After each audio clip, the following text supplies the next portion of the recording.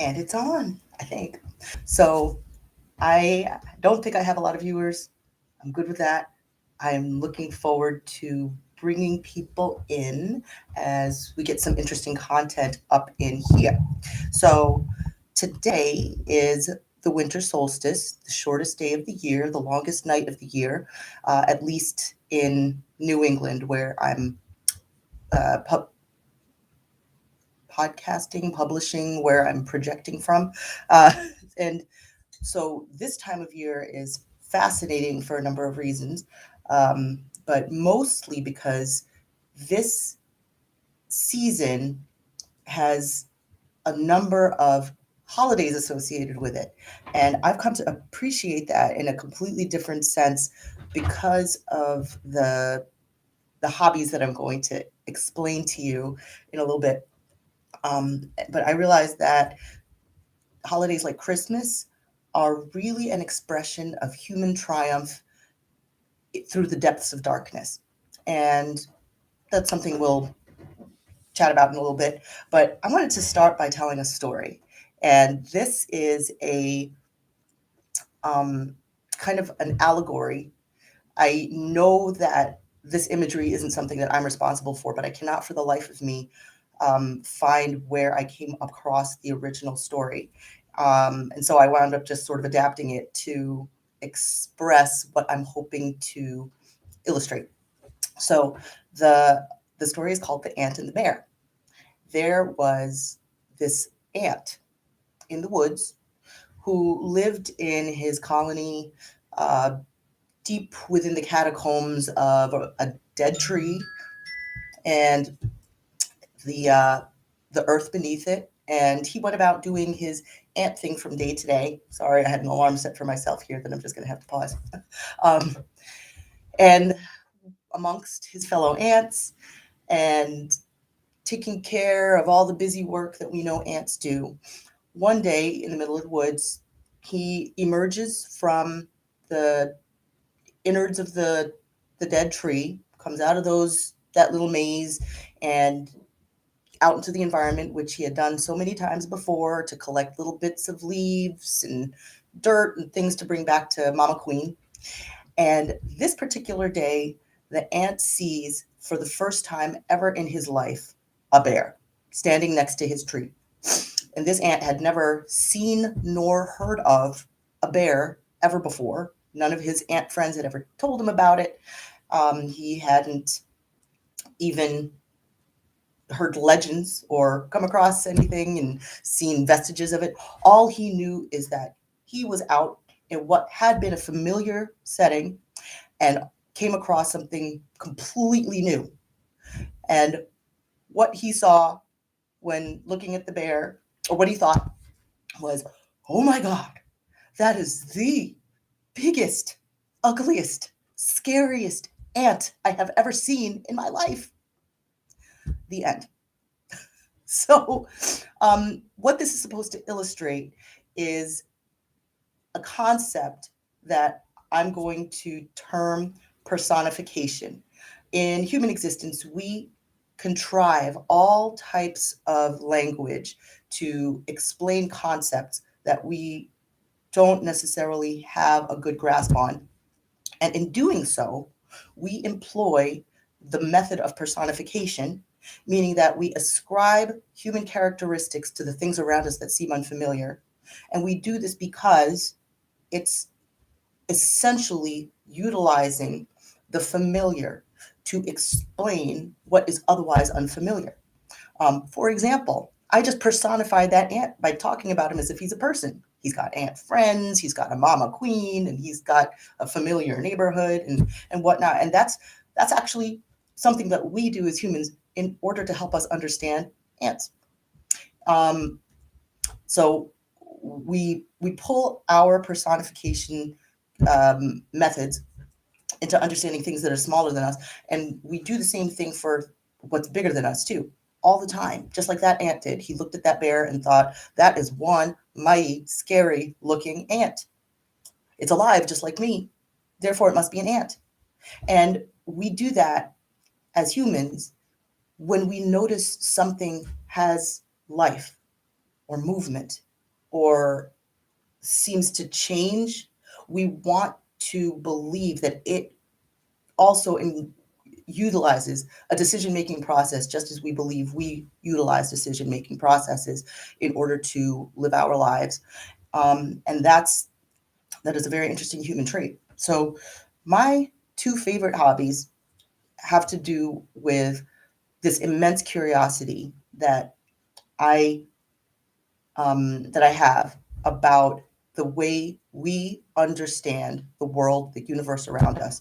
And I'm not I like science, and the thing about science is that even now, as much as we try to employ that notion of science into how we make decisions as a society and as a community, um, even in popular in the popular understanding of science, I even think that um, we don't do it justice, and that's because the way we quote on and draw from scientific information and data and concepts is flawed, largely because there's so many people who are trying to call upon science who aren't scientists. And what happens is that there's sort of a personification or an imposition of human tendencies on the methods of science. So I am the way that I employ curiosity involves my two favorite hobbies: metaphysics and neuroscience. And so, could I possibly be more of a geek? But the thing is, so what are these things? Metaphysics is basically the why of the why of the why of the why.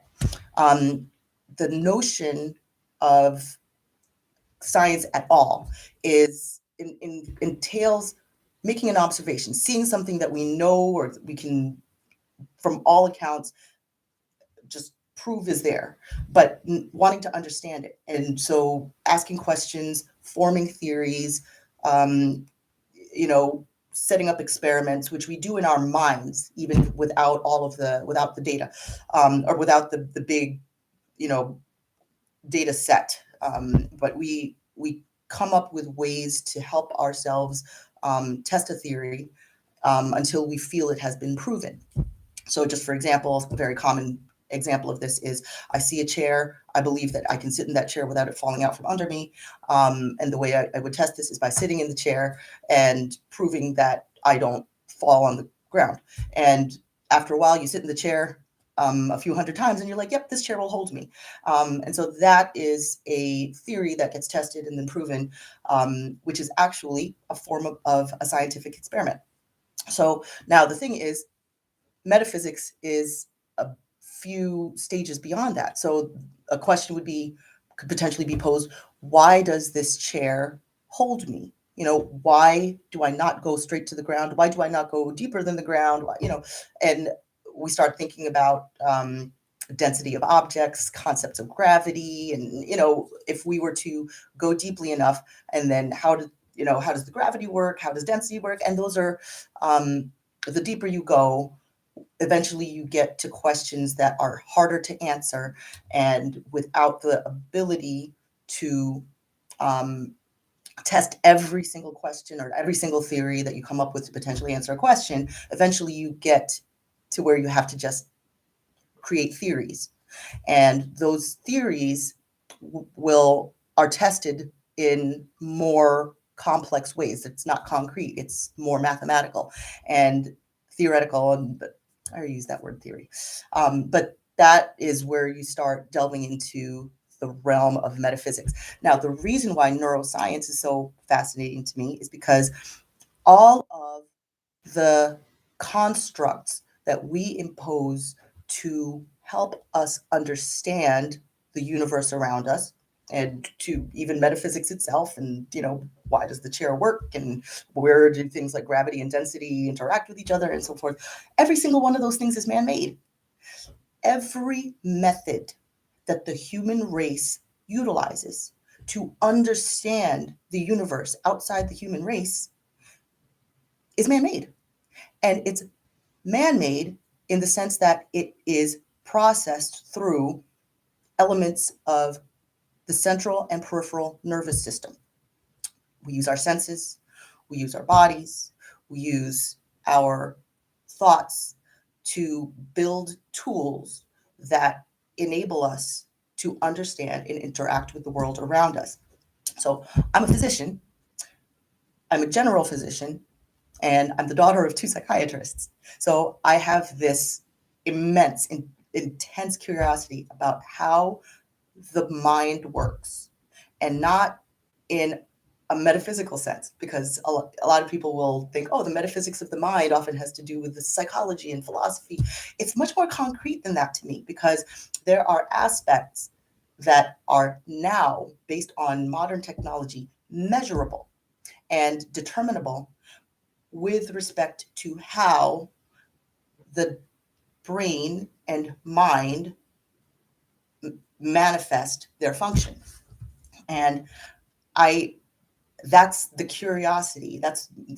My curiosity intersects at that point where we are personifying everything that we encounter, right? And that begins from early childhood, where cartoons will have chairs and stairwells and picture frames with faces on them that talk to each other and talk to actual characters with faces, like humans and animals that talk human language. And that's something that happens from early on in life, so that kids can develop an understanding of the world around them.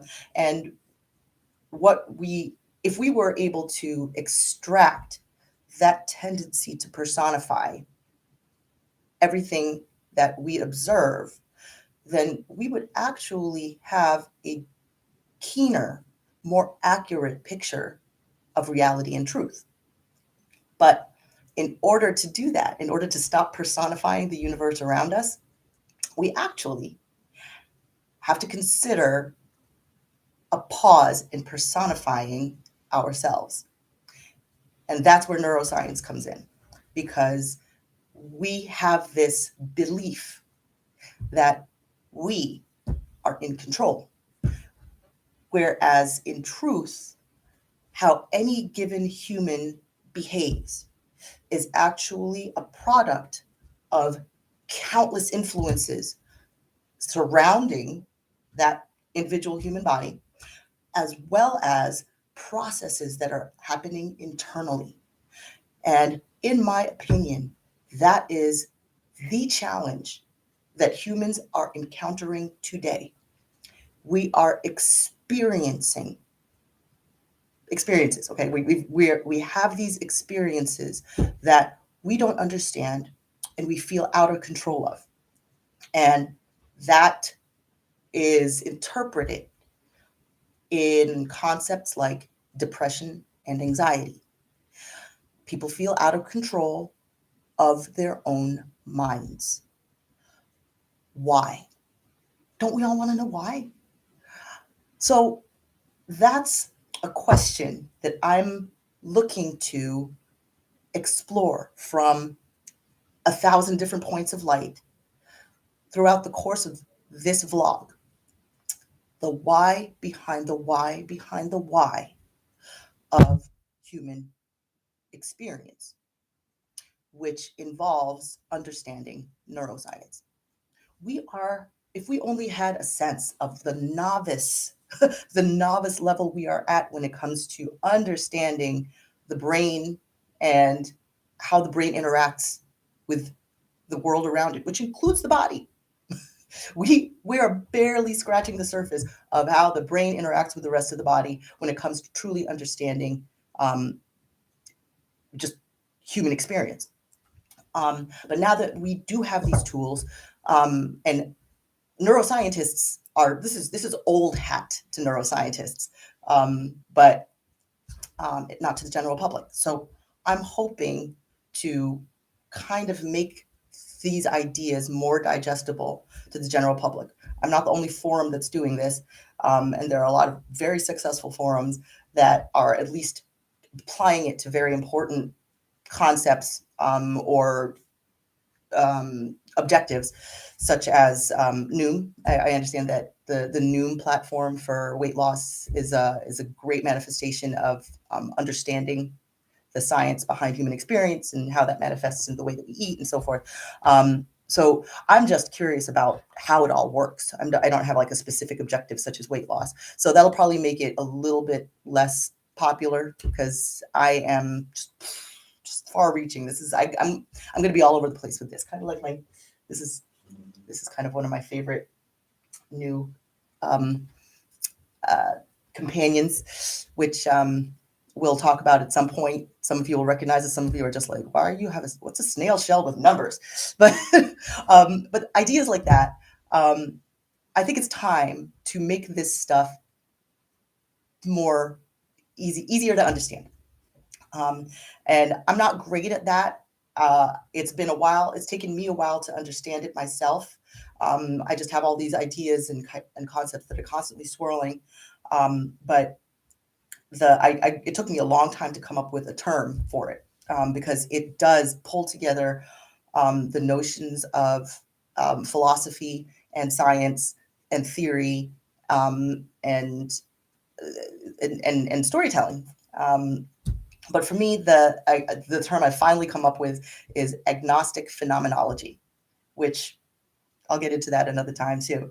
I'm very fond of finally having a space that I feel like I can occupy, and um, I'm not sure too many other people have come up with that terminology. I don't know that I've seen it anywhere, but I'll explain it, and maybe somebody else can come up with something that sounds more simple or straightforward. But those are the only terms that I've come up with that can truly express the approach that I have. A lot of people like atheism. I'm not an atheist, but I I am an agnostic phenomenologist, and it's a lot of. I'm hoping to express that in such a way that um, you'll develop some curiosity about it too. So the winter solstice, why is that important?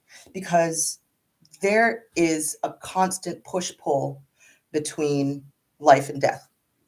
This is a cycle that we cannot deny. But the interesting thing is to depersonify the notion of life and death involves letting go of the fact that life and death are completely separate from each other, when in fact they are opposite poles of one thing. You can't have life without death.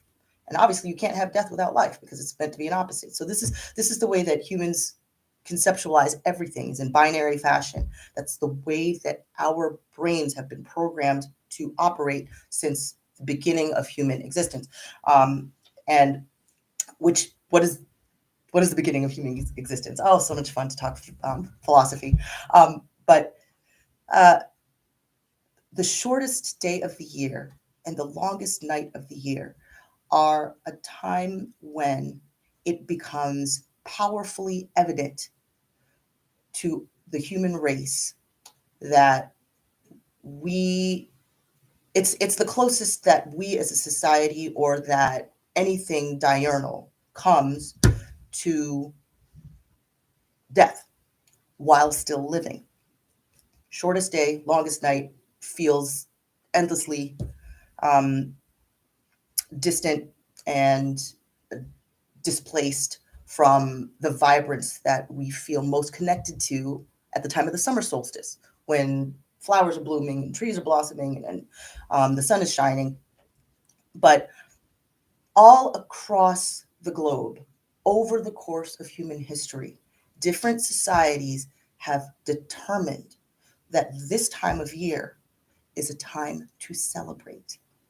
Because what that means is, as humans, we are going to thrive in spite of this dark time. Essentially, it's a determination to bring light to the darkness. And that has come out in a variety of ways, in a variety of societies. But as a human race, we've all determined that it's important. And that's how we subsist. So The solstice is a phenomenological motivation for humans to subsist and thrive in spite of a cosmological motivation to die. Um, so if you enjoy hearing me talk like a complete geek like this, like and subscribe. Sometimes I'm going to geek out. Sometimes I'll stick to stories. Almost every story is going to have a point, though. So, I mean, allegories. And sometimes I'm just going to sing. I did the rap thing, but I think people like singing better, so I'll do that sometimes too. And I hear so I'm told it's better live than recorded. That's because I don't have a great voice. I'm really emotional when I sing, and I think that's what I've been told.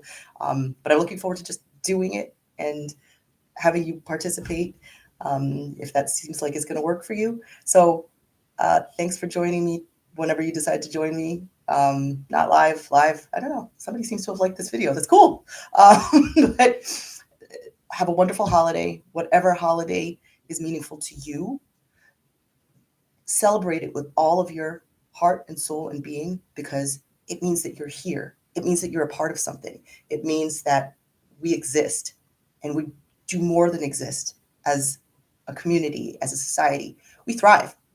And this time of year is how we bring that into its greatest fullness. So, since I'm going to assume the majority of my audience is in the Western society, Merry Christmas, because that's kind of what we do. Even though Hanukkah, Kwanzaa, Eid al-Fitr, I know that Muslim. Actually, I don't think is that in winter? I have a lot of learning to do. I'm curious about all of it, and I hope you'll be curious about it too. Have a wonderful time. I'll see you next year.